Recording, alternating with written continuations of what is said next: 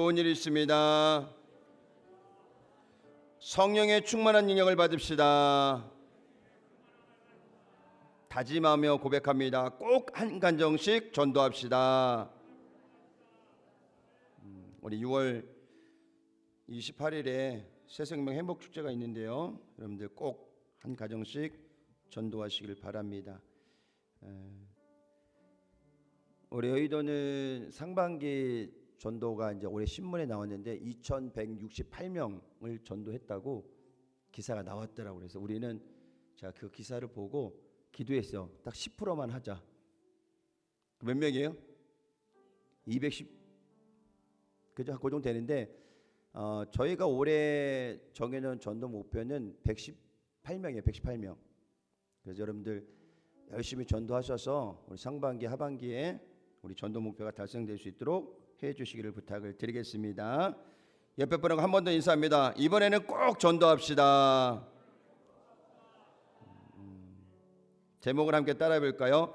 주의 교훈과 훈계로 양육하라. 주의 교훈과 훈계로 양육하라. 오늘은 어린이 주일로 섬기는 날입니다. 1922년에 소파 방정환 선생님이 세계 최초로 어린이날을 제정하고 오늘까지 기념하고 있는데요. 당시가 일제 탄압 시대였기 때문에 어린이 사랑이라는 점이 큰 의미를 두고 있습니다. 당시에는 어린이의 존재는 지금처럼 존중받는 시대는 아니었지만 어린이날을 제정함으로써 오늘까지 이르기까지 그 의미는 우리에게 새롭게 다가오고 있습니다. 우리가 기도 때마다 또 말씀 때마다 우리의 자녀들이 미래라고 말을 하지만 사실 다음 세대를 준비하는 그 실천에는 결국 소극적이라는 것입니다.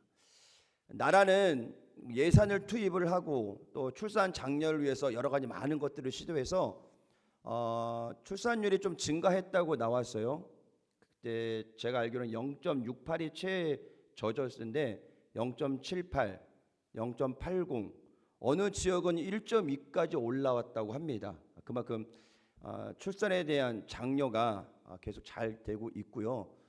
교회 학교가 다 문을 닫고 있는 현실에서 그래도 우리 교회 학교가 잘 성장하고 또 부흥하고 있음을 감사를 드립니다. 오늘 우리 교회 학교 향해서 우리 다시 한번 감사의 박수 드립니다.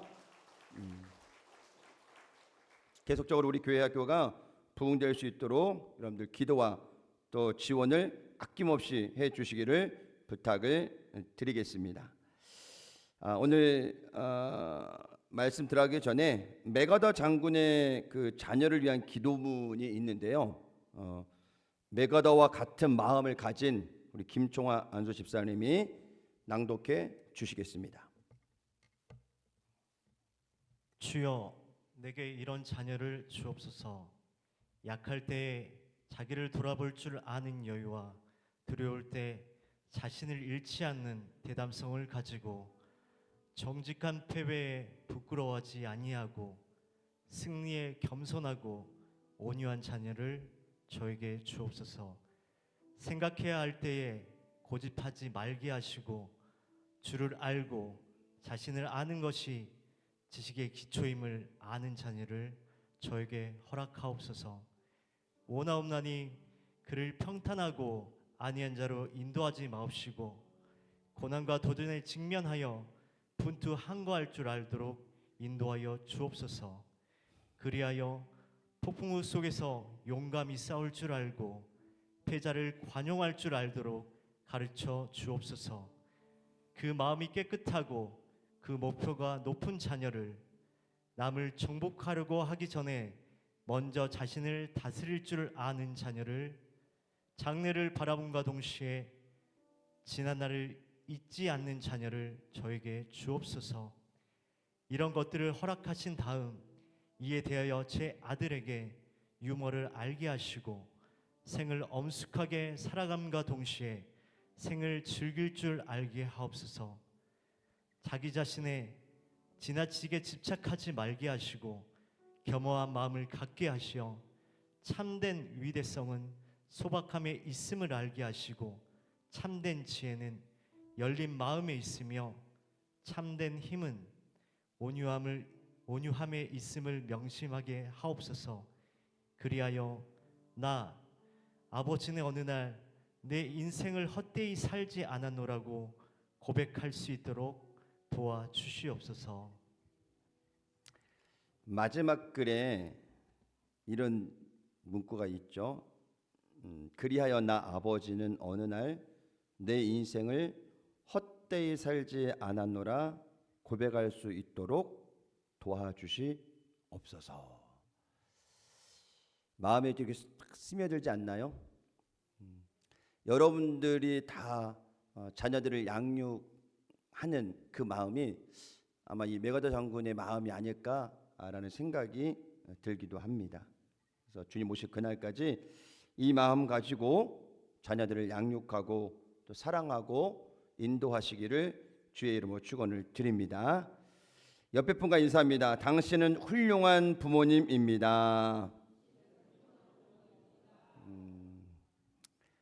자, 오늘 성경은 자녀 양육에 대해서 어떻게 말씀하고 있는지를 몇 가지 알아보겠습니다. 첫째 따라하겠습니다. 너희 자녀를 노엽게 하지 말아라. 시작. 한 번 더요. 시작.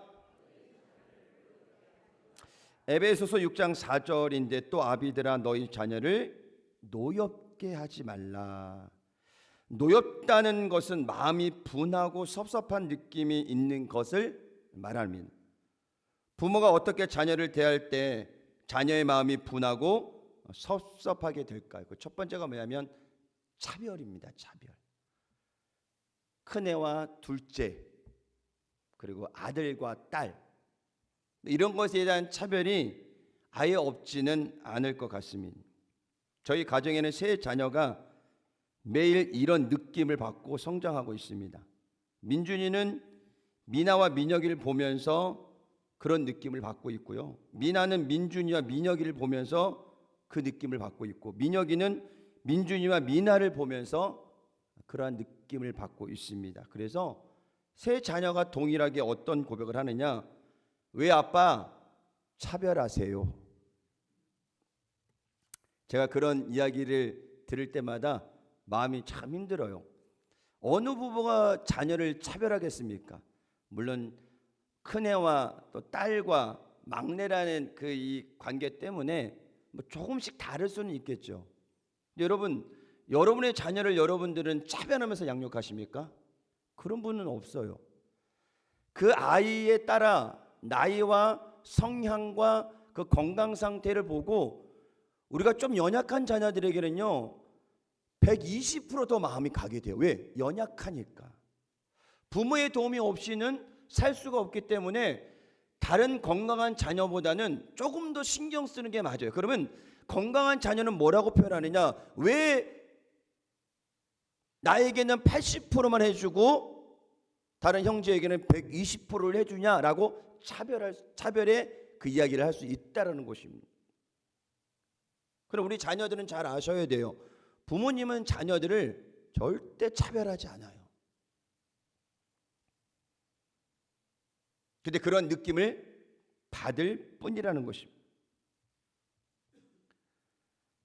상처를 받을 만한 차별은 아니지만 왠지 서운한 마음이 공존하는 삶을 살아가는 것이 어찌 보면 가정의 테두리인 것 같아요.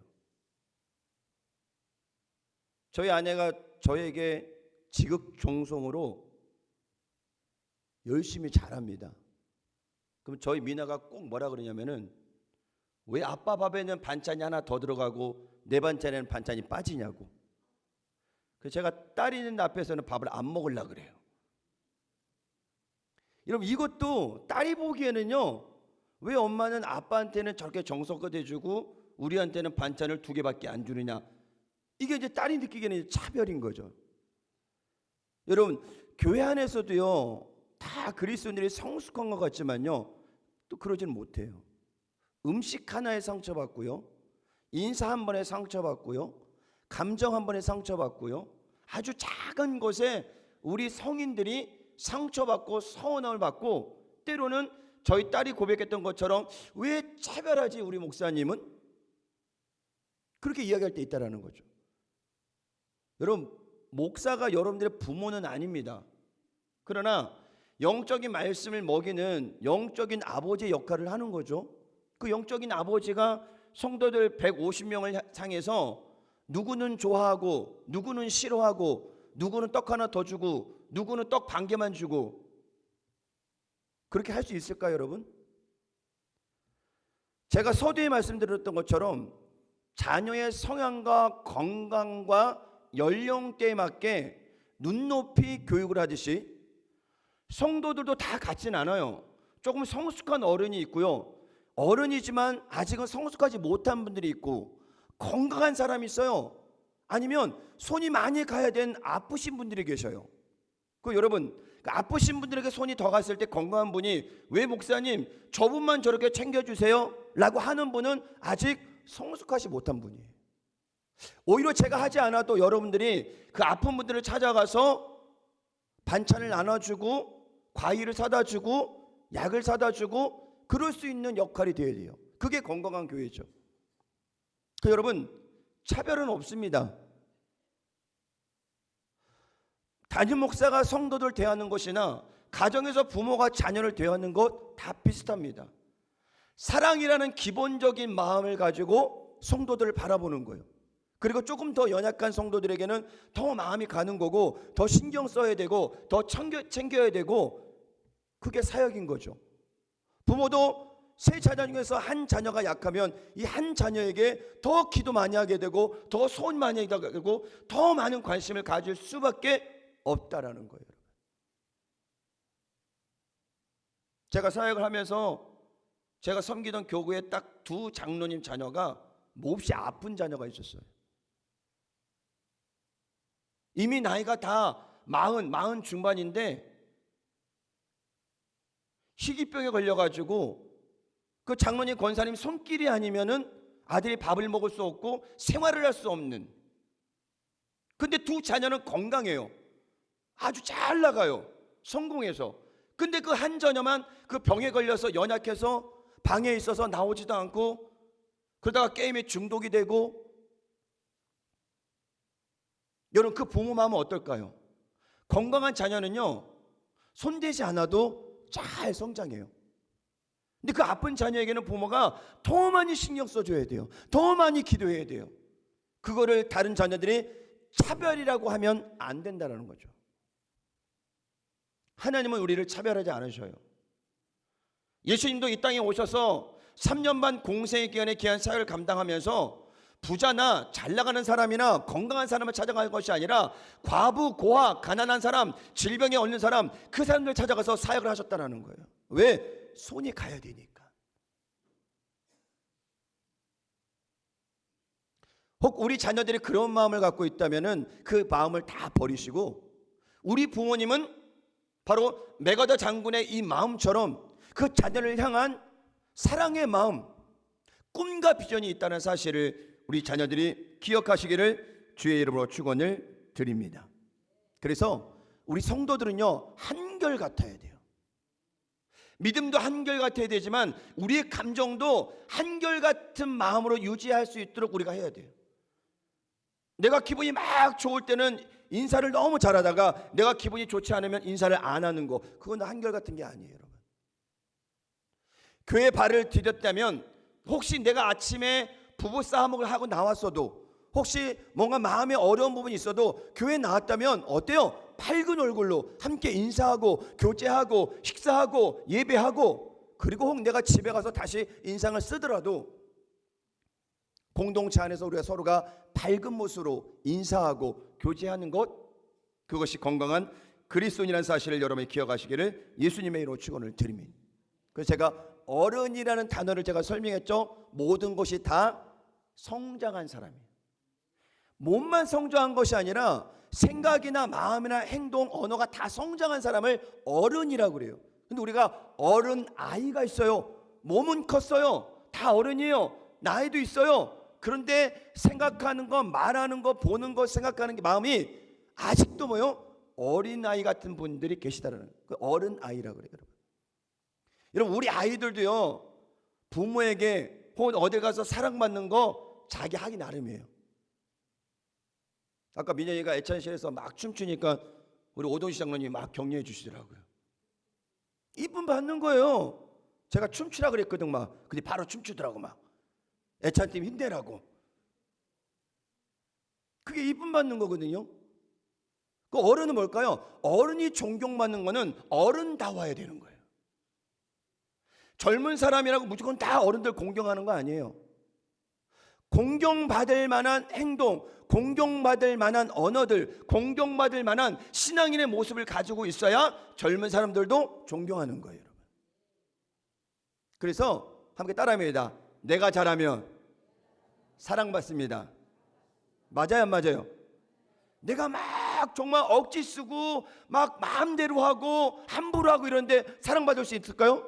못 받아요, 여러분.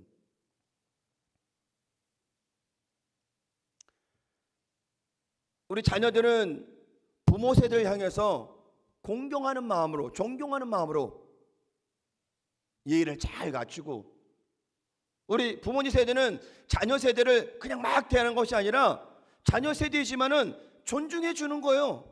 사랑해 주는 거예요. 그랬을 때 공동체가 더욱더 건강하게 된다는 사실을 기억하시기를 예수님의 이름으로 축원을 드립니다.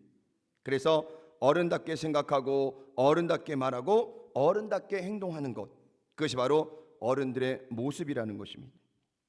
우리 아버지 시대에는 아들은 공부시켜도 딸은 공부시키지 않았어요. 맞나요? 아, 여기는 다 공부하신 분들이구나.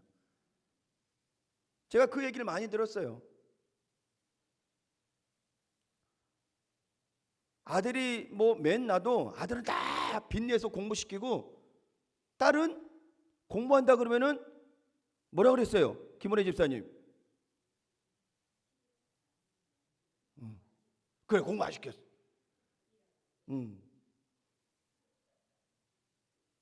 작년에 오셨던 우리 강성현 선교사님 사모님 쫙 완도 출신인데 얘기하잖아요. 다 밥 매느라고 뭐 하느라고 오빠들은 다 공부시키는데 자기만 공부 안 시켰다고. 그 나이 때도 그래요.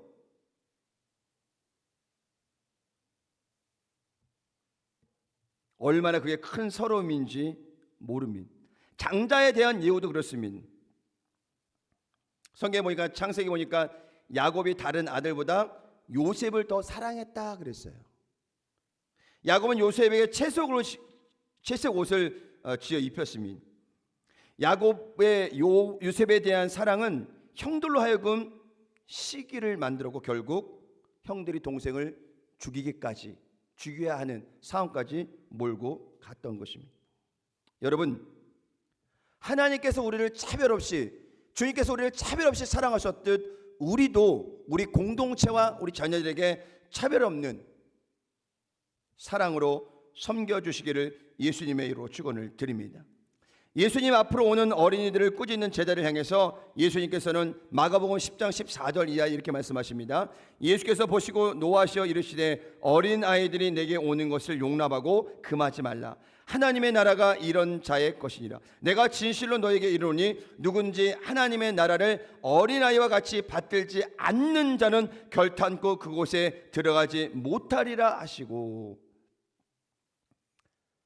우리 아이들이 연합예배 드리면 막 떠들 수도 있어요. 우리 중등부는 이제 성숙해서 떠들지 않아요. 졸아서 조용한지 모르겠는데 유초등 아이들이 오면요, 유초등 아이들은요, 어린 아이들은 가만 못 있어. 있으면 정상이 아니에요, 여러분. 떠들어야 돼요. 아이들은 돌아다녀야 돼요, 여러분. 물론 예배에 대한 질서를 가르치는 것은 맞지만 그런 아이들을 혼내면 될까요, 안 될까요? 안 되죠. 잘 타일려서 앉히던가 인도해야 되는데 너 왜 떠들어? 지금 예배 시간인데 이러면 절대 안 되는 거예요, 여러분. 아이들은 떠들어야 돼요. 아이들은 울어야 돼요. 아이들은 시끄러워야 돼요. 그래야 아이들이 건강하게 성장할 수 있다는 것을 기억하시길 바랍니다. 인터넷 기사에 실린 자료를 하나 소개하기를 합니다. 이스라엘 하이파 헤이트 박물관 전시 유물 파손이라는 제목인데요. 저기에 갔던 한 가족인데요, 4살 아이가 실수로 저 깨진 게 3,500년 된 유물이라고 합니다, 여러분. 뭐 금액으로 환산이 안 되죠. 그 자체가 귀한 거니까. 근데 네 살아이가 딱 하다가 깨져버린 거예요. 여러분이 박물관장이면 어떻게 하시겠어요? 총괄시장 어떻게 하실 거예요? 경찰에 신고하겠죠? 3,500년 됐으니까 돈이 얼마예요? 부르는 게 돈이에요. 총괄시장이 욕심이 많으면 100억 불러도 돼. 네. 그럴만 해요. 그런데 박물관에서 저 깨진 유물을 놓고요, 이 아이의 실수가 아닙니다 라고 이야기한 거예요. 대단하지 않나요? 저 같아도 그렇게 못할 것 같아요. 바로 부모에게 배상하라 그러지, 저게 다른 것도 아니고 여러분. 근데 더 중요한 게 뭔지 아세요? 저거를 그 학자들이 막 모여가지고 저거 회복할 수 있다 그래서 잘 만들어가지고 다시 똑같이 만들어야 돼. 근데 그 만든 날 누굴 초대했느냐? 그 유물을 깨트린 가족을 초대했어요. 굉장히 성숙하지 않나요? 배상은 둘째치고 또다시 그 가족을 초대한다? 말이 안 되는 거죠. 그리고 그 박물관장이 이렇게 이야기합니다. 이번 기회를 교육적으로 활용하고 아리엘 가족이 환영받는다는 느낌도 주고 싶었다 그래요. 감동 없는 여러분들의 얼굴 보면서 제가 놀랍니다. 저는 이 기사 보고요, 예전에도 한번 다 봤던 기사인데 다시 봤는데도요, 너무너무 이 대처 방법이 너무너무 성숙한 거예요, 여러분. 유물에 대한 보상도 없고요, 회복되고 나서 그 가족을 초대하면서 이것이 진정 교육이다라는 것을 가르쳐주는, 이 얼마나 놀라운 교육 방법이에요, 여러분. 혹시 우리 아이들이 화분을 깼어요. 어떻게 할까요? 물어내라 하면 안 돼요. 이 화분이 다시 왔을 때 그 가족을 초대해서 이런 성숙한 모습을 아이들에게 물려줄 수 있을 때 그 아이가 성장하며 내가 과거에 3,500년 된 유물을 깨뜨렸는데 거기서 배상하라 하지 않고 뭐라 하지 않고 신고하지 않고 다시 우리 가족을 초대해서 그 유물을 보게 했다. 여러분, 얼마나 이게 산 교육이에요. 우리 교회 안에 이런 성숙한 문화가 자리 잡기를 예수님의 이름으로 축원을 드립니다. 두 번째는 주의 교훈과 훈계로 양육하라입니다. 함께 따라합니다. 주의 교훈과 훈계로 양육하라. 사도 바울은 주의 교훈과 훈계로 양육하라라고 이야기를 하고 있는데요, 우리말로 교훈과 훈계는 그 의미가 잘 구별되지는 않을지도 모릅니다. 영어 성경에 보니까는 일제히 교훈을 디사이플레이라고 하고요, 또 트레이닝이라는 두 단어를 쓴겁니다. 그리고 훈계는 인스트럭션이라는 거 번역을 해서요, 교훈은 디사이플레이를 통해서는 훈련을 통해서 의지를 가다듬어 주는 거고, 반면 훈계는 인스트럭션은 말로 통해서 가르침을 통해 정신을 형성해 가는 것, 이 두 단위로 분류가 되기도 합니다. 사도 바울은 여기서 부모들이 자녀들을 그냥 교훈과 훈계로 양육하라 하지 않고 그 앞에 뭘 넣었어요? 주의 교훈과 훈계로 양육하라. 일반적인 부모들의 인생 경험을 통해서 아이들에게 양육할 수도 있죠. 그건 세상적인 방법인 거고, 적어도 우리 그리스도인들은 우리가 신앙을 가지고 있다면 우리는 인생의 아버지의 삶, 어머니의 삶을 알려줄 수도 있지만은 더 중요한 교육은 무엇이냐? 주의 말씀으로 훈육하고 양육하는 것이 가장 건강하다고 오늘 성경은 우리에게 이야기를 하고 있는 것입니다. 하나님의 말씀을 잘 가르쳐서 무엇이 옳고 그른지를 바로 깨닫고 분별할 줄 알게 해야 된다는 것입니다. 하나님의 뜻에 따라 해야 할 것은 내가 싫어도 하고 하지 말아야 할 것은 내가 좋아도 하지 않을 수 있도록 훈련시켜서 자녀들의 의지를 바르게 가다듬어 주는 것, 이것이 바로요 신앙 교육이라는 것을 여러분이 기억하시기를 바랍니다. 자녀들을 노엽게 하지 말라고 했지만 어린 아이들은 아직 성숙하지 못해서요, 좋은 걸 가르쳐도요 그게 좋은 줄 몰라요. 하지 말라고 해도요 더 하고 싶은 게 뭐요? 아이들의 습성이라는 것입니다. 그래도 우리는 그 아이들에게 오직 사랑으로 다가갈 수 있는 그 마음이 필요하다는 사실을 기억하시기를 예수님의 이름으로 축원을 드립니다. 그 자녀들이 세월이 지나가서 부모들이 자기들을 어떻게 양육했는지를 돌아보면은 다 그거를 깨닫고 있어요. 어려서부터 정말로 아버지에게 정말 그냥 매만 맞고 자란 아이들, 또 한쪽 아이는 부모에게 사랑을 받고 자란 아이들, 그 아이들이 성장해서 사회 나가면요 그대로 표출이 됩니다. 그 피해의식 때문에. 그래서 범죄에 들어가 있는 그 사람들 보면은 그 어려서 받은 상처들이 굉장히 많았는데 그것이 회복이 되지 않으니까 사회에 분출하게 되는 거예요. 여러분, 우리의 자녀들 어린이 주일이라고 해서 오늘만 그만 갖지 마시고요, 365일 내가 이 땅에 있는 동안에는 우리 자녀들을 향해서 주의 말씀으로 양육하고 하나님의 사랑으로 섬겨주시기를 예수님의 이름으로 축원을 드립니다. 지난번에 우리 교회에 오셨던 강한별 찬양 간사님, 여기 다리 다쳐서 이제 앉아서 간증을 했는데요, 어려서부터 어머니로부터 엄청나게 말씀으로 훈련을 받았대요. 그래서 혼날 때도 말씀으로 혼나고 칭찬 받을 때도 말씀으로 칭찬을 받고 말씀을 인용해서 그렇게 성장했더니 저 자매가 이제 30대 초반으로 성장할 때 이 마음속에 생각 속에 뭐가 있어요? 하나님의 말씀만 있는 거예요. 여러분, 여기서 2부 때 간증하고 3부 때 간증하고 그 한 1시간 반 정도 간증하는 동안에 여러분 그 자매 입에서 세상 이야기가 한 번도 안 나왔어요. 원고 없이도 그 삶에 받았던 교육, 그 훈련들을 입으로 내뱉는데요, 여러분 30대 초반이 그렇게 말씀을 전할 수 있는 거 여러분 대단한 겁니다. 여러분, 그는 그 자매가 말씀으로 양육되어서 건강한 어른이 되었다는 증거입니다. 여러분, 저는 우리 교회 중고등부, 우리 또 유초등부 아이들이 하나님의 말씀으로 잘 양육되어서 저 강한별 찬양 간사님처럼 건강하게 성장해서 하나님의 복음을 전할 수 있는 귀한 일꾼이 되시기를 예수님의 이름으로 축원을 드립니다. 여러분, 우리 자녀들이 세상에서 성공하지 못한다 할지라도요, 신앙 안에서 건강하게 성장하면 하나님이 그 자녀를 책임져 주시고 축복하신다는 것을 여러분이 기억하시길 바랍니다. 국민일보 신무에 실린 한 사람을 소개하겠습니다. 세계 최초 점자 스마트워치를 개발한 김주윤 닷 대표입니다. 지난 16일이죠. 미국 플로리다에서 에디슨 워즈 금상 수상을 했습니다.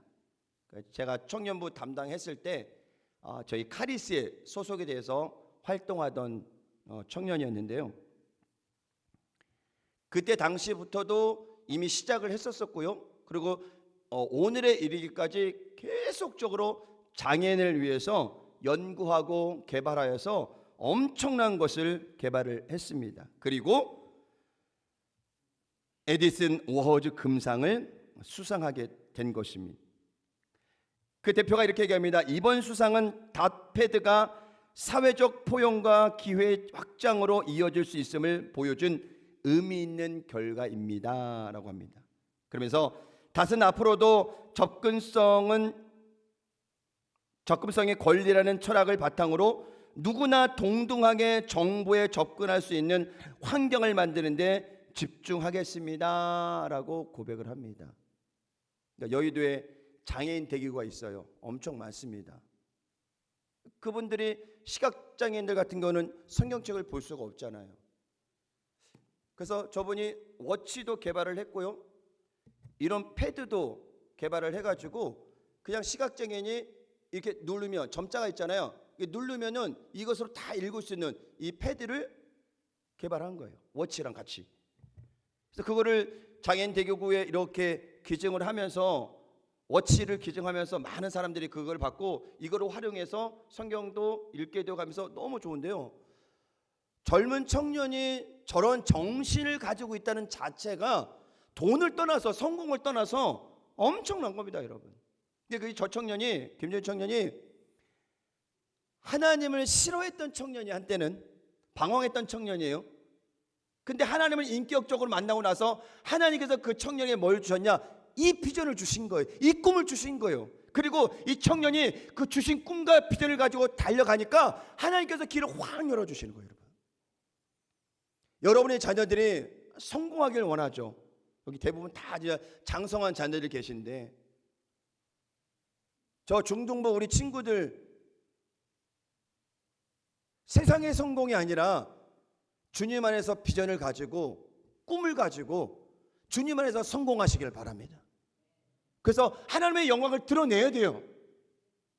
그것이 바로 신앙의 건강한 교육이라는 것을 여러분이 기억하시길 바랍니다. 그 청년이 인터뷰에서 이렇게 고백합니다. 하나님께서 다 해주셨는데 그 영광을 제대로 못 돌려서 아쉬움이 많았는데 이러한 계기를 통해 하나님께 영광을 돌리게 되어 기쁘다고 고백을 한 겁니다. 여러분, 우리 자녀들이 세상의 성공에 줄을 서는 것이 아니라 주님을 인격적으로 만나서 하나님이 주신 비전을 이룰 때 높여주시고 축복해 주신다는 사실을 기억하시기를 예수님의 이름으로 축원을 드립니다. 우리 신명기 6장에서 4절 9절 말씀이 있는데요, 우리 이 말씀 읽고 마치도록 하겠습니다. 우리 자막 보시면서 우리 함께, 자막 없나요? 제가 읽겠습니다. 이스라엘아 들으라. 우리 하나님 야훼는 오직 유일한 야훼이시니 너는 마음을 다하고 뜻을 다하고 힘을 다하여 내 하나님 야훼를 사랑하라. 오늘 내가 내게 명령하는 이 말씀을 너는 마음에 새기고 네 자녀에게 부지런히 가르치며 집에 앉았을 때든지 길을 갈 때든지 누워 있을 때든지 일어날 때든지 이 말씀을 강론할 것이며 너는 또 그것을 내 손목에 메어 기호로 삼으며 내 미간에 붙여 표로 삼고 또 내 집 문설주와 바깥문에 기록할지라. 이스라엘의 쉐마 교육이에요, 여러분. 끊임없이 자녀들에게 여러분 하나님의 말씀으로 양육하시길 바랍니다. 하나님의 마음으로 사랑하시길 바랍니다. 그 자녀들이 그렇게 신앙하고 잘 성장하면요, 다음 세대 그 자녀를 통해서 우리나라가 더 잘 되고요, 이 땅의 교회가 부흥하고 여러분의 가정이 복된다는 사실을 기억하시기를 예수님의 이름으로 축원을 드립니다. 옆에 분과 인사합니다. 오직 사랑으로 양육합시다. 기도합니다. 하나님,